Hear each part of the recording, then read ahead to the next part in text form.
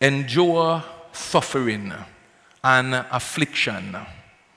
I thought this is a strange invitation, an invitation to suffer affliction. What an invitation. Join me in suffering. If I stand up here this morning, I say, join me in singing, join me in dancing. But the author here said, join me in suffering. The line would not be very long today, for we recoil so much with suffering. But I look to this invitation, and it's not merely a pep talk, not merely a motivational speech, not merely a 2-second soundbite on TikTok, some motivational talk, some thought for the day. This, I want us to look just for a few moments in depth in this very simple verse to which we are most acquainted. The writer of this text is a genius, a scholar. So glad to have scholars in the room with me today. The author of this text, he's a genius. He's a scholar.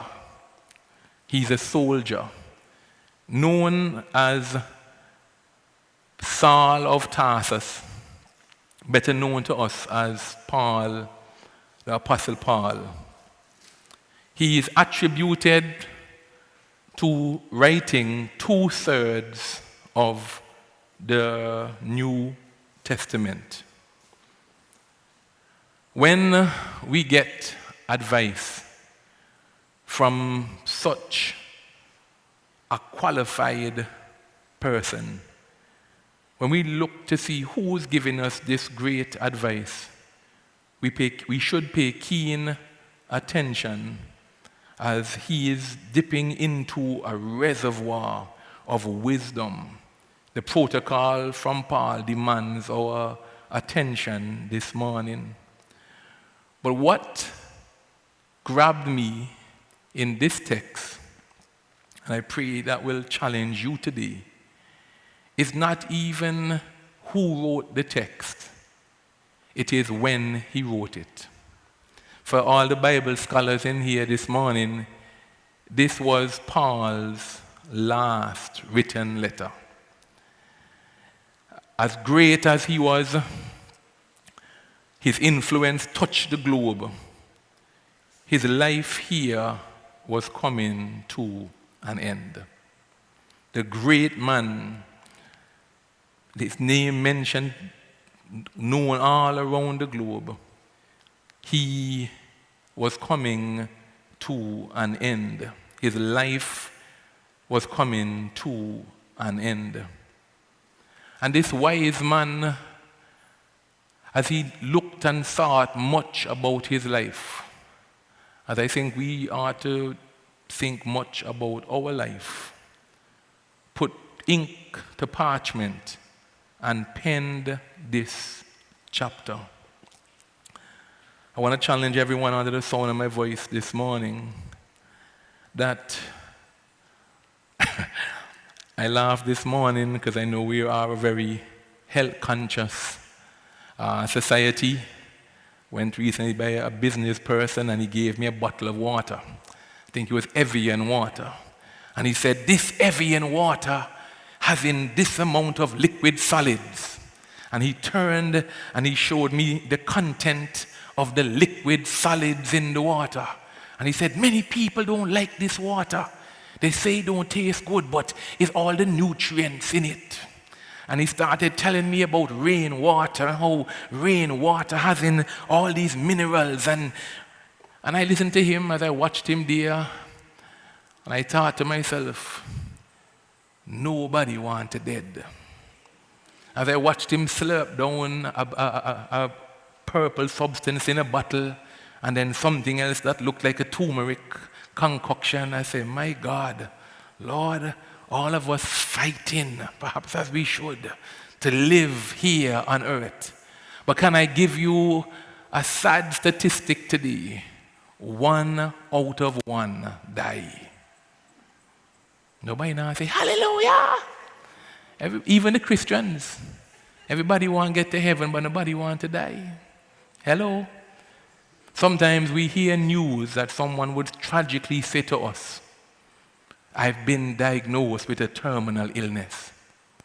The reality is, my brothers and sisters, we all have been diagnosed with a terminal illness. So once we come into this world, it is just for a time. All of us. And Paul, as he came to the end of his flight, he put ink to parchment and he wrote these words. I want to challenge you today, saints, that I found that we're very fascinated with length of life. But as I got opportunity to pray for a well-known person in this country, celebrating 80 years old, I was prompted to tell him, it's not length of years, it's what we do with the years that we have. For Jesus Christ died at 33. John the Baptist, many great persons who have touched this globe, saints and secular, have died at a very young age. So it's not just length of years, but what do you do with the years that you have? We have people here who pride themselves. 80-something, 90-something. We see centurions on the front page of our paper. We honor their long life. But what have they done with their long life? I want to tell you, church, it's an exciting topic this morning as we look to God's word, but we're soldiers. We have to understand our tenure in the force. Hello? My pastor, before he went to be with the Lord, said to me, that time I didn't have any gray hair yet, young and bouncy. He said to me, I want to tell you, Brother Matthew, I see potential in you, but I want to challenge you. There is no fool like an old fool. There is no fool like an old fool. And I have aspired, give my life, say, God, use my life, use me, Lord, here am I. Help me to remember, God, how temporal life is. And this older Apostle Paul, his eyesight going, body mad, weary, tired, well-fought soldier in the army of the Lord, realized that his departure was at hand. And I thought to myself, and I asked you the question this morning, if you could pen your last note, what would be the content? If you got an email today from the Lord saying, you will be traveling tomorrow, not to America, not to Australia, but you'll be traveling from this life into eternity. And a paper and a pen was given to you when you were to write your last note. You beyond a shadow of a doubt, God says, pack your bag, you're about to go. What thoughts would come to your mind? What would you think about? I have found that our priorities in life sometimes tend to be a little misguided. I wonder if Paul knew he was about to take flight, and with much deliberation and much thought and much prayer, he put his final thoughts to parchment. A lot of things that we major on here now, our shoes, the dirt we call our own, our land, our jewelry. I want to say ladies' handbag, but I don't want to get in no trouble this morning. Some of the ladies, what you name, Michael Kors? I got some cutty from my wife over there. But some of the things that we have are so important. things can happen and cause us to realize they're not so important after all. There was a flood in Florida recently, and I saw just a few months ago, a friend of mine told me he had flooding in Miami. I said, I didn't hear about that. I Googled it, and I saw they had major flooding in Miami. I saw a Lamborghini floating down the road. I thought somebody somewhere holding them belly and bawling, because their dream car has now just become a floating toy. Paul, I believe, with a laser focus, began to gather and sift the priorities in his life as he was about to go. These 4 chapters in this little small book called 2 Timothy, as I looked to it, the first thing that popped out to me, he did not write this last of his epistles to the churches. He had written to the Corinthian church, the Ephesian church, the Galatian church, all the letters to the church. This letter he wrote to his son. I want to challenge you this morning as I'm getting older, as we are getting older. It amazes me in a world that is preoccupied with titles. Principal, commander, prime minister, controller, customs. We boast titles. Do you know who he is? Do you know who she is? Pastor. One of my greatest balance in this little short thing named life, I say, every title came to pass. For there was somebody in the title before you, and there's somebody that's going to fill that seat after you. We ought well to learn and understand what it means to be interim. For all of us are interim. CEO, CFO, all the interim, postmaster general, all the big titles that we cherish so much, they are just fleeting.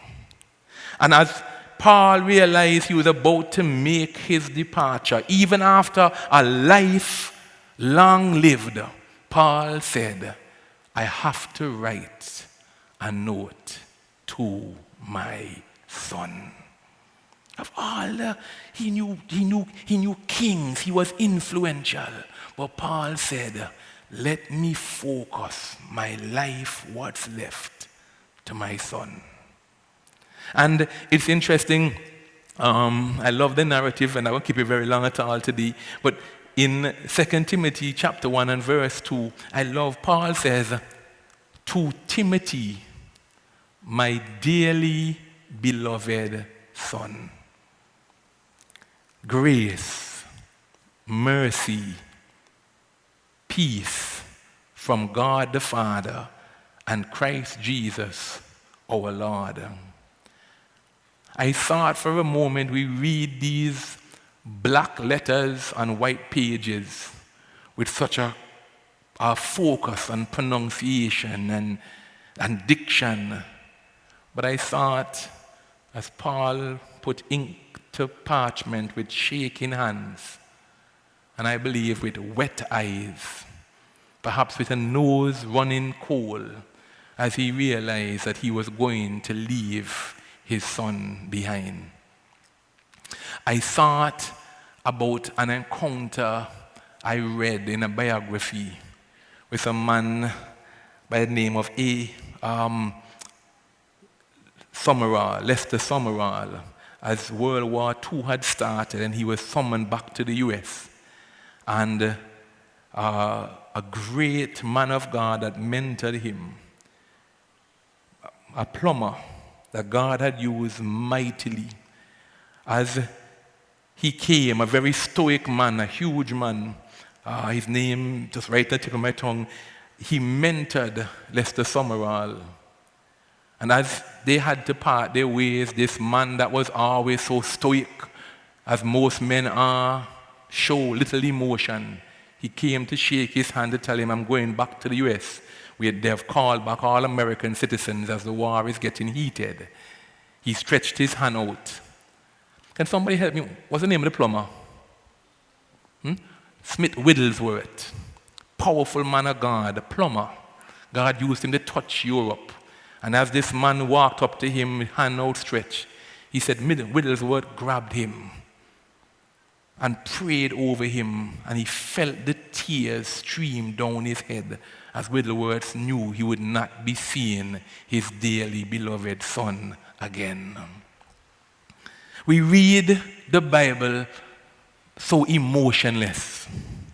As I put myself into Paul's mind, that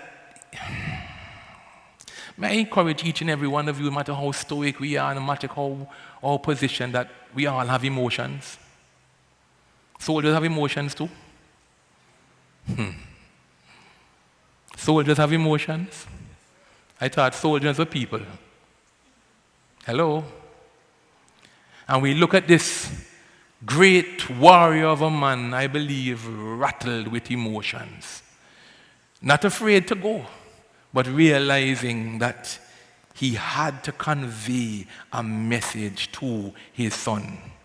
It's so interesting as we look to this, is that Timothy was not his biological son, but it would be the son through which his DNA would continue to flow into eternity. I'm challenged this morning very much by the world that we live in and our priorities again. All of us mind, just to remind you, though we know we live in such a broken world. And I thought about Paul not having a biological son, but having a son in the form of Timothy.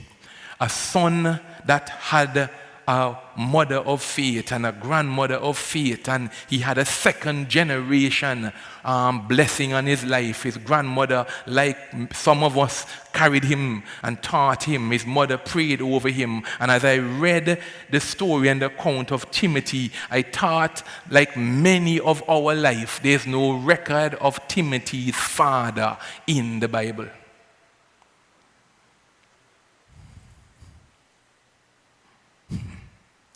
I want to challenge you that as I look through Scripture, I have learned to realize that one thing that seems to gather the attention of God is the fatherless.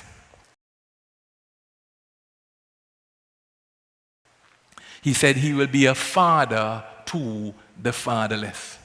I thought about how God had put Timothy and Paul together, and I thought, why God? Why did Timothy need a Paul? He had a praying intercessory grandmother. He had a powerful mother. Why did he need Paul in his life? Can I tell you this morning that the greatest of women can't teach a man to be a man? Let me say it again. The greatest of mother can't teach a male to be a male. Because most women, if they're honest, say, me no understand man tall. And how can you teach a subject that you don't understand? I'm reminded in this story that even though Paul had no biological children, he was able to find the spot and the place in a child's life of influence and become his spiritual father. I know adoption is not a big thing here in the Caribbean. I know it takes place. But can I tell you that so many men and women out there need to be adopted, to mentored and work with? For the Bible says older men teach the younger men. Older women teach the younger women. I'm so challenged in the few moments I have here in that the society is just so selfish. Very few people care about much beside themselves. I was on a radio program yesterday and I was talking to the gentleman and I shared with him an account where I used to live on St. John Street. This street, I used to live on St. John Street. My mom used to work at Brownie Baker Shop and I went to my mom. I said, Mom, I want to go fishing. She said, nothing tall go so. Get your little beep beep back in the house. And I did what many of us as children do, the complete opposite. I went fishing. Because she not finishing work till 5 o'clock and I going to get home before that. Went down Pint Wharf, so excited, get a little line, get a little hook, and I did fishing. The only thing I catch for the day is a little blowfish. But that blowfish was prophetic. Because that blowfish was a symbol of what I was going to get later the day. Because as I walked up St. John Street, I passed Miss Luby's house. Somebody passed on a bicycle and say, boy, you're dead. And I wondered what was going to take place. And I worked because I know my mother at work. When I step up in the gallery, my mother up there with a pot spoon in her hand. And I realized that my mother was a ninja in secret. Because I feel in blow here, and when I blow here, blow coming from all. I said, wait, how much hands my mother have? I feel blow coming all over my body from sole of my foot to the crown of my head. That beating so traumatized me is not until COVID. That's why y'all see me up at the base so often now. I'm trying to catch up for last time. Because I did not fish again until COVID. The fear of God in me from the blow I get from my mother with that pot spoon kept me from salt water for over 30 plus years. But as I reminisced on that story, now a much older man, I thought to myself, who told my mother? Which person from the community passed and saw Veronica Pickney by the pier and cared enough to go over to Brownie Baker Shop and tell my mother, your son over there by the edge of the water with a line in his hand? I thought about today, how much we don't want to get involved in each other's lives. That not had nothing to do with me. How growing up, we would go home, and if you talk a bad word anywhere on the road, and are you precisely? You're afraid to talk because are you no, ma'am, yes, ma'am. But right now, the love of many has waxed cold. And how much we need, even in the church of God, so much selfishness. People not coming to church anymore, looking around to see who they can help and mentor. It's to see how blessed I can be. To see, Pastor, anoint me. I want the next piece of land. And next, more money on the bank account. Not to give, to help, just to pad up. That we can boast about our big fat bank accounts. But not Paul and Timothy. Paul put himself in a position to be a father to a young man that needed him. Paul, I believe, if we could see that parchment was wet with tears as Paul put down his last words. This letter became so alive to me. It is verse 4. As Paul wrote this, he said, I am mindful of your tears. I believe father, son, mentor, mentee. I believe many a time Timothy would come and feel free to weep before his father. Now I know weeping have no place in the life of a man because we're told that big men don't cry. In the life, and even worse in the army, what kind of soldier cry? But I'm so mindful that we either implode or we explode. I think one of the reasons that women live longer than us, because every little thing, and then sometimes it's a little much. Every little thing, I can't look over there because I get some cut here from this score. But sometimes a little much, the emotion.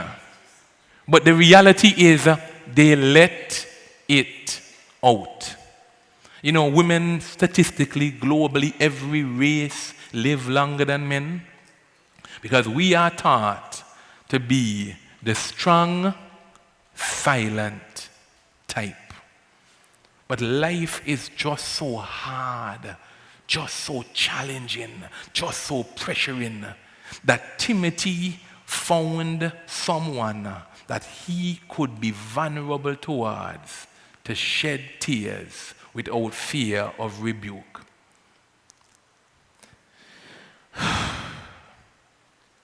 To my colleagues, my friends, fellow soldiers under the sound of my voice, we are facing a pandemic of fatherlessness in our society. The repercussions to which I've spent 2 years of my life every Friday preaching in Her Majesty's prison. I never forget when I look at the wall, the little chalkboard at the time, 300 and something, nearly 300 something men, 11 women. I looked at the disparity of men compared to the minuscule amount of ladies that were up there. Our mental home right now, from what I understand, is filled with men, young men. And I realize there is such a need. There is such an evidence for what takes place where there is no father in the life of a man. Once I was in the chapel preaching and I said to the men, let me see the hands of all who go up without a father in their hand. I think about 90% of them put up in their hand. And I thought to myself, I wonder if it's the absence of a father that caused them to end up where they were without guidance.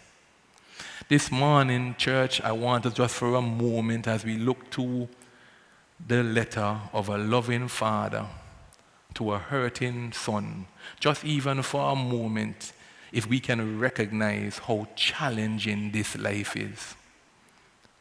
We have masons, carpenters, all type of talent under the sound of my voice in here today.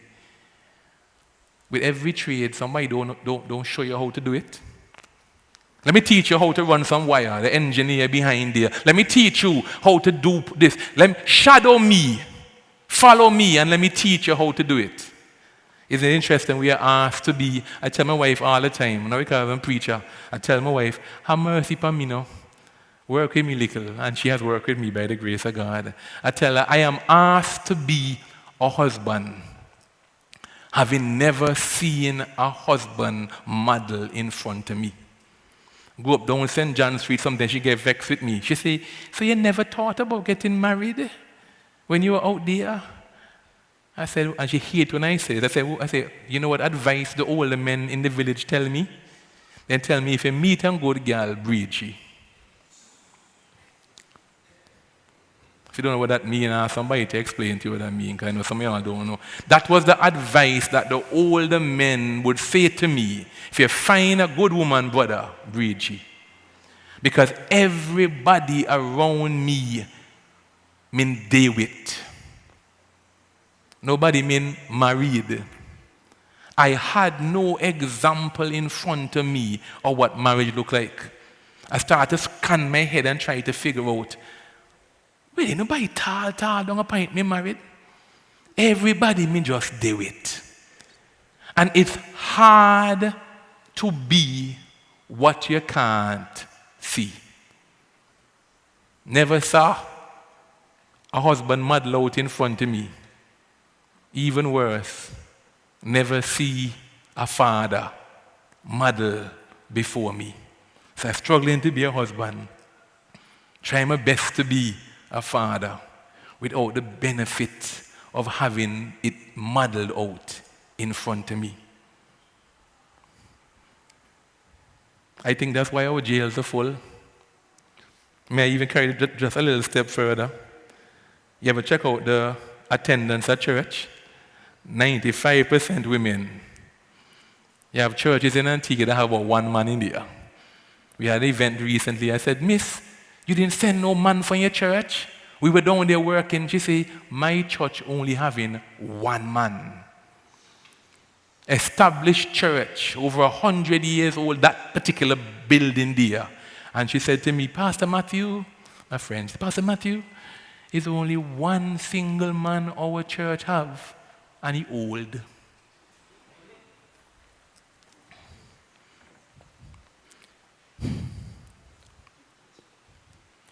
I know we have so many troubles before us, but this letter could not. It helped and highlighted to me how much we need men to step up and be fathers. We live in such a broken system that all our system tell you to do, pay child support a weekend.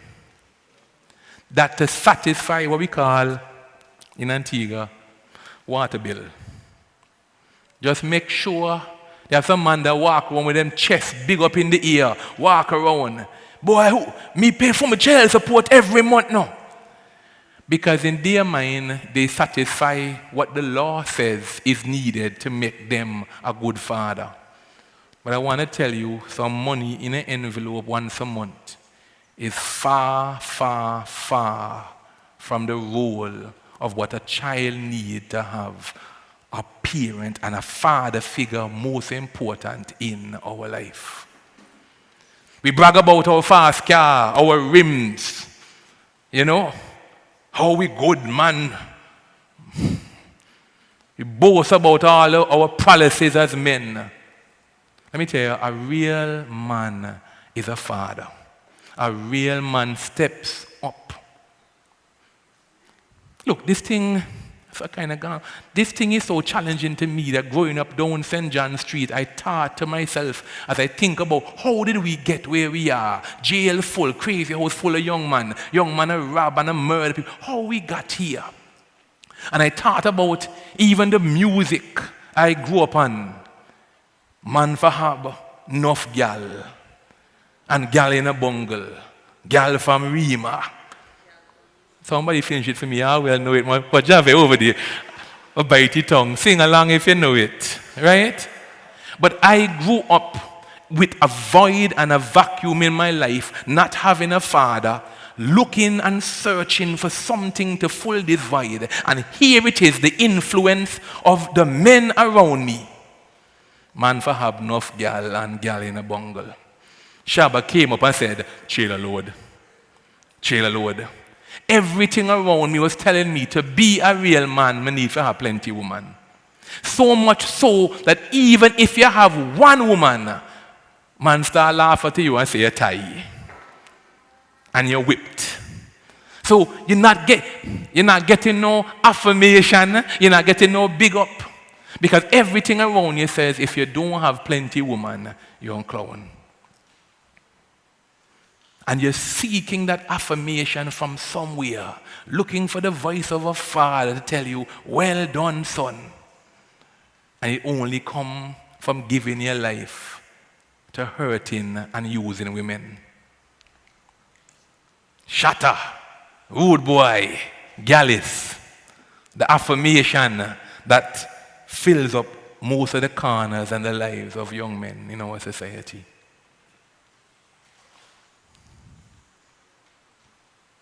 I want to challenge every father under the sound of my voice today. Be a father to your children.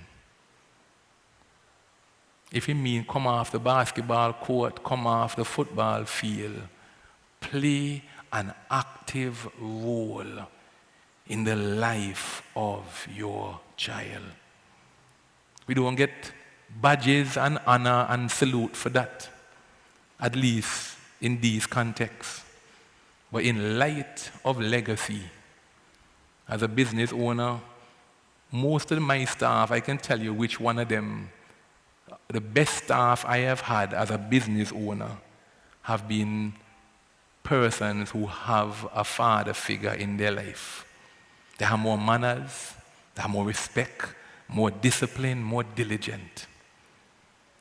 I want to challenge, if nothing else this morning, that we need to ask God to help us to put aside the selfishness, put aside, basically, as I challenge the church on Thursday night, we need to grow up.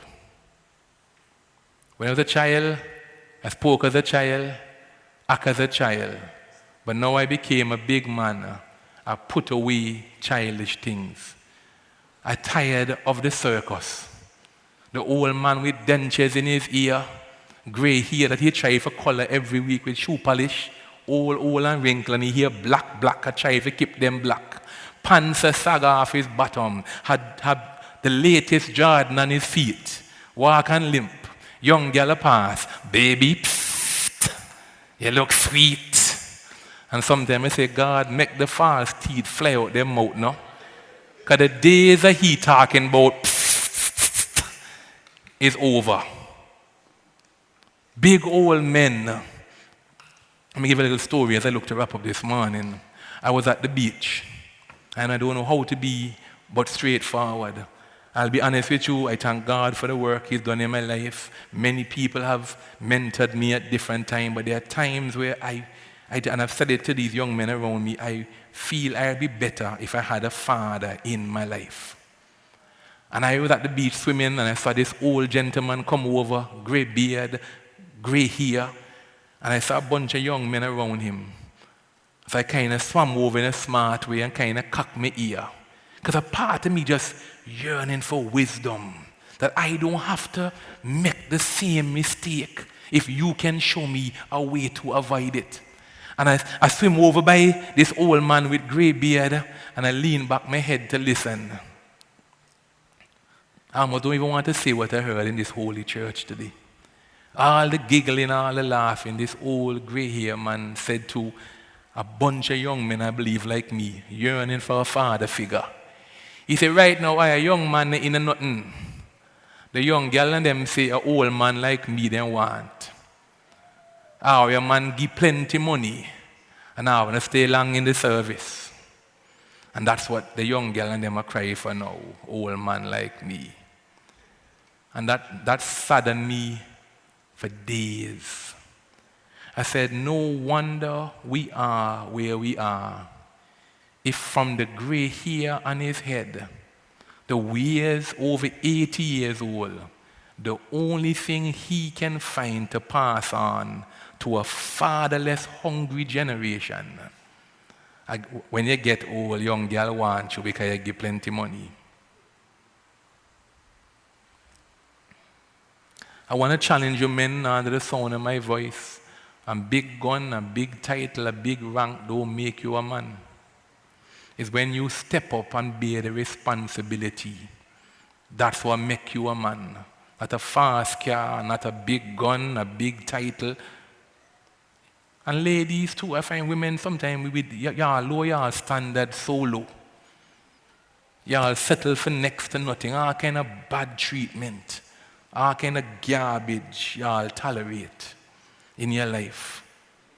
Set your standard, put value on yourself. Don't sell yourself short.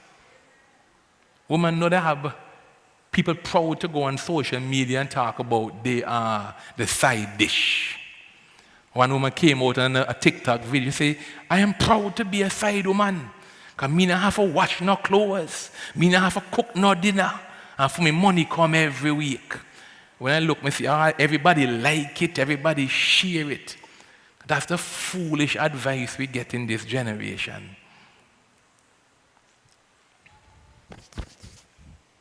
Paul stood up and took the role and poured the wisdom of his life into the soul of Timothy.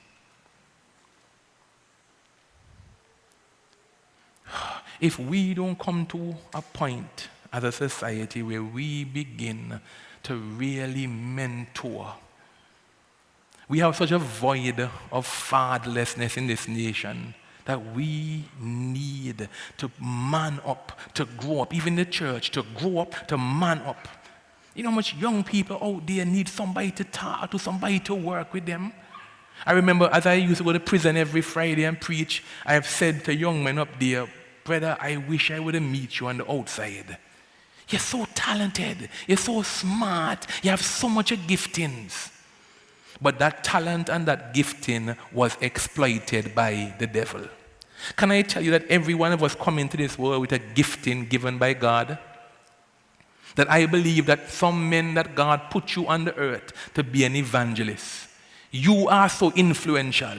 You can lead people. You are always the one to plan this, to plan that, front and center. You're so influential. God brought you in the world to be an evangelist. And you take what God give you and become a gallus.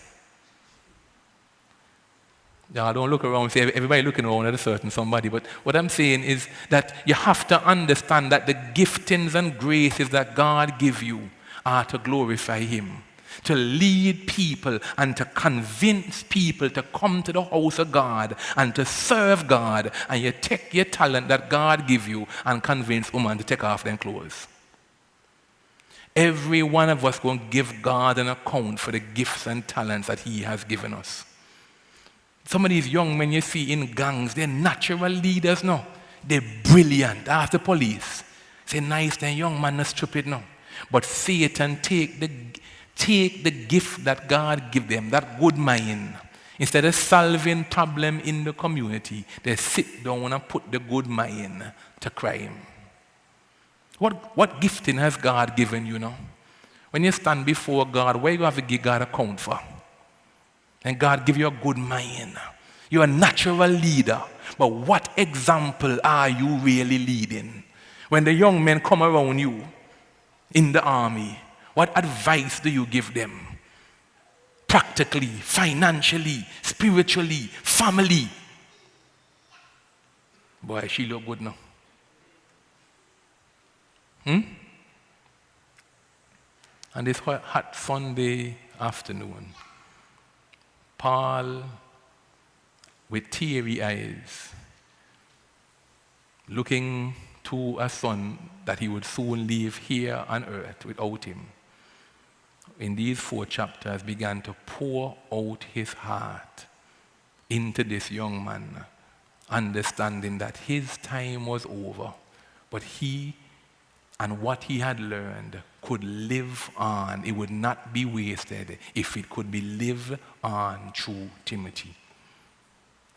How broad is our vision? You know, we're so shallow. Even as black people, the Chinese man have 2 centuries plan. Most black people, we plan for carnival. Hello? We don't know. Church is so quiet. Well, let me say that one. But think about it, no? Most persons, people come and take you with suitcase. I pass a gentleman wiping his face with the rag, drinking some water in Attles, a Lebanese Syrian gentleman. And I pass and I blow my hand. I say, what's up? I said, boy, in the next 10 years, he has a store in a town and a house in Hadgesby. You hear me? Because 10 years ago, I saw one of them, and right now, he had 2 stores in town. I see you drive a big vehicle.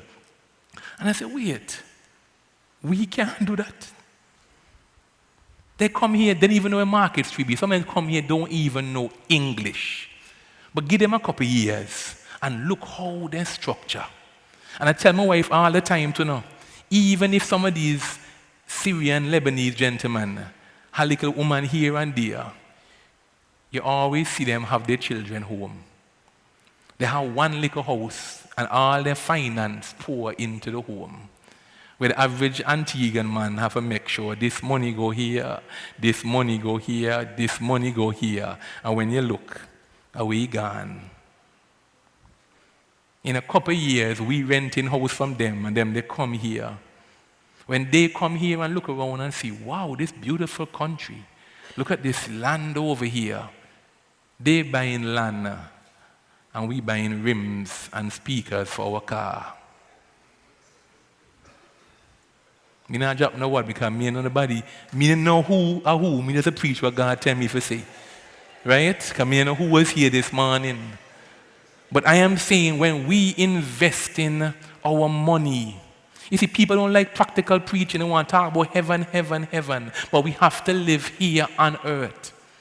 And how we can bring some heaven down to earth if I get ourselves together.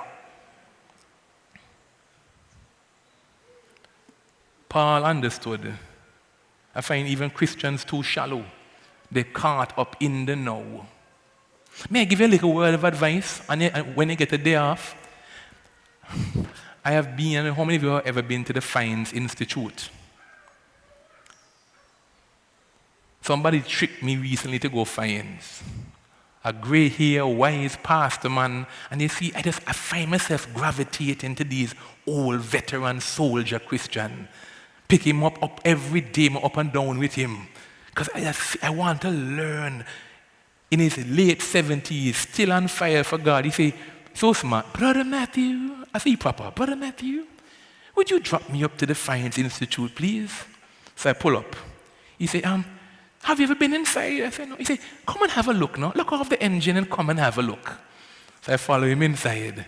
As we walk in, and I see people come in wheelchair, people hobble and come in, a little crowd of people there. He says, this young man is going to bring the word today. I say, boy, you're an easy tall. But you see, but that's what a father does now. A father push you out. Even when you sometimes hold him back, you have a father that will push you out of the nest. And he stood up there, and as I looked into the face of what life looks like towards the end, with wrinkled faces and weak bodies, I thought some of the hot gal and some of the rude boy and them need to come up here and spend a day to understand that this body is going down. Wrinkle, strength. Matter how we keep popping those pills now, you know, those blue pills.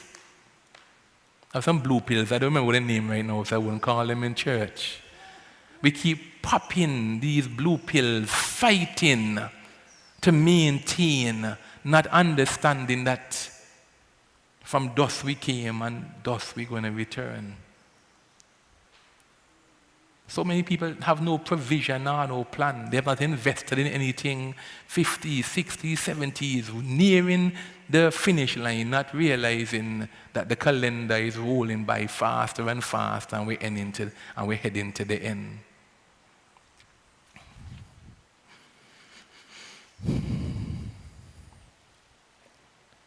I'm here this Sunday afternoon to challenge you that we have a problem. And each and every one of us have a responsibility to do our best to make it better. I didn't have no father, no kind of father. I have two memories of my father. One of them, he going into a bar and he dropped a cigarette on the floor. And I remember he telling me, stay outside. I remember picking up the piece of cigarette and smoking it. Maybe, I remember 5 or so. And the second memory I have with my father was coming home from the same bar. My father, 6'4", huge. Me a little boy, 5, 6 years old.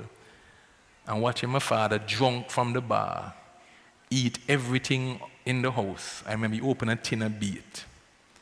It's amazing the things that we retain. A tin of beet. Remember he opened and eat the beet. And I remember the morning my mother wake up and my mother look at me and scream with a drunken father in the bed, dead to the world. Look at me and tell me, it's your fault. Why couldn't you stop him from eating everything here? What are we to eat today? And that thing so touched me that I'm 45 now, I can't even tell you if I ever drink a beer. And my alcohol drinking had nothing to do with Christianity. Because I'm in Trinidad partying, doing all kind of terrible sin, all kind of party. You know why I don't drink rum? Because I look and since that 5-year-old child, my mother scream and shout at me. Something inside of me tell me, alcohol not good for nobody. Let me tell you now, and even to the men here now, the world tell us that we're just so simple. Give a man a woman, give you one car, give you one money, and he happy. Give you a giant in his mouth. Let me tell you, like me now, we damage now. We damage from things that we go through now. And we cover it up, and a woman and a ladies one wear makeup now. Man tough up and go on with all kind of thing, a big hole on the inside of them. Can't drink no rum. All the party me go, man, cuss me. You walk in here like you name Dan, woman, and you come here, can drink off all our tracer. Cranberry juice, orange juice, all kind of juice. Because what? I was affected by what I had grown up and the only memories I had. So I didn't drink, didn't smoke. But for one thing I was good at, running after a woman. To grow up and then tell me, boy, if you're old man, maybe a womanizer, you know. I'm going to say, yeah, that's what I get from him. That's what he left in my DNA. Because the same thing he do with my mother and all the women he run around. That was, he didn't left me no land. He left me on 25 cents or 10 cents. But he left me one disposition for run after and mash up woman. It would do well for some of us for a moment to look over our ancestry. Even Christian ancestry. Because I see people just repeating the cycles over and over again. Let's stand. I'm sending you all home this afternoon. Let's stand.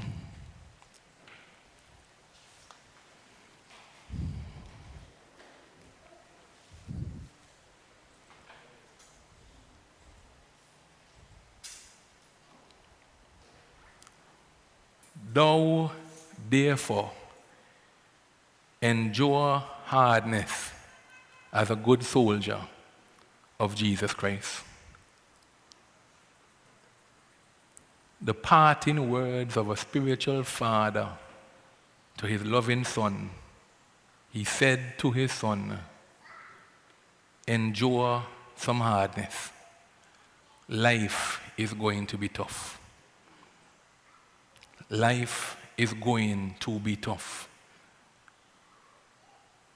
The word endure is mentioned 5 times in just this book alone, over and over. Paul said to his son, endure, endure.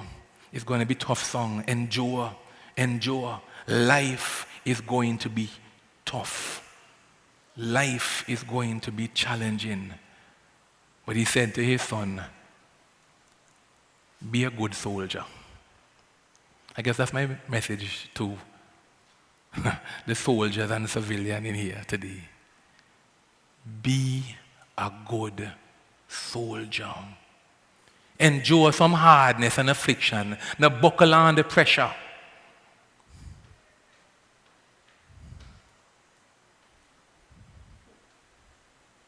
It's tough. Life is hard. Challenge will come your way. It's going to be tough. He didn't say smoke them away, drink them away, party them away, run from your responsibility. He said to endure it. And endurance speak about long haul. Can anybody? I'm saying to all those who know Usain Bolt. I'm saying to all those who know Usain Bolt. Some people from my church have a little advantage. They all don't reason. Anybody know who is Eliud Kipchoge? Anybody here know who you put on your hand? Some people from a church reason. Anybody know who is? Remember you're in church. Anybody know who is Eliud Kipchoge? Come, raise his hand. Eliud Kipchoge is considered to be the greatest marathon runner of our time. He just broke his record for the marathon when they said that no human being could do a marathon under 2 hours. He broke his record and did it in 1 hour and 59 minutes and seconds. Why am I talking about him today? We love Usain Bolt. So your name Bolt? Down the finish line, Bolt. Quick. But we don't really know Mr. Kipoji, because we don't have a mindset of endurance. The world don't pay attention and glorify and exalt slow, steady, disciplined self-control around the track. If you all like with me, sometimes when I watch Olympics and the marathon start, then show you the start, they take off the camera, go on to volleyball, then they go on to this, and then they click in again and show you the marathon, and then towards the end, they say, no, they're running 2 hours later. 3 hours later, they headed for the finish line. Our mindset, we are not a people that are taught and glorify endurance. It's quick fix. It's Usain Bolt. That's why our young men will put on masks and shot and kill people to go rent a car, because nobody teaching them what it is to endure, to patiently build your house 1 stone at a time. Everything is now, quick, in a hurry. Usain Bolt.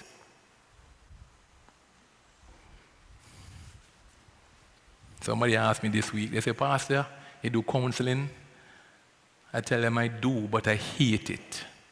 Person, yeah, I open. They say, that's strong language. I say, I hate counseling because this society today want quick fix. They want microwave solution. They want come in for a couple counseling. 20 years of issues and bad choice and bad decision, and you better fix it in 20 minutes. They want to come to God with the same mentality. You know how long I come into this church here? I come to church for all, and I see in my life improve. Sometimes I want to tell them, you not submit to nothing that's said here. You do what you want, how you want, and then still go and blame the church. You ever think about it? I know it's the same in every organization. The army no good, this no good, that no good, he can't lead, this not that. Why you not stop complaining, no? And check the talent and observation you have and try to make it better, no? I getting old, I getting tired. All the critics and the whispering. You know, see the bathroom the clean. One make, go clean them. A fin you have. I'm serious now. The critics who come with their magnifying glass and look for everything that's wrong in the institution and won't lift a hand for do it. Leaders who want big title, address me, even a lieutenant, all the big titles. I don't need no title. I come to serve. I had a meeting with some person from my church. I know one of the young men said, when we were doing praise in the park, we were outside, every pack-up chair, Saturday night hours, put together a production, a church service, pack down chair. We did that every single Sunday for almost 2 years during COVID. One of the young man said, the reason I have to do that now, because when I look at you, Pastor, I see how you work hard. First in, last out. I adapt the culture of what I see. But some of us just so enamored with the title, but not so concerned about being the example. Critics in the church, critics in the army, critics in the nation, calling every day upon Observer, every day upon Point FM, all the things that wrong. What are you doing? What's your part in making it better? Or you just come to run your mouth about all that you see wrong? So much hurt in the country, Jack. So much things that can be seen. Do better. You can't contribute something. All you just come with your critical spirit, entitlement. Church too. What's wrong here? What can be done better? You drag your body in with your negative personality, then I support nothing. If they're not star, then I serve. Give me the title now, and then watch me do the work.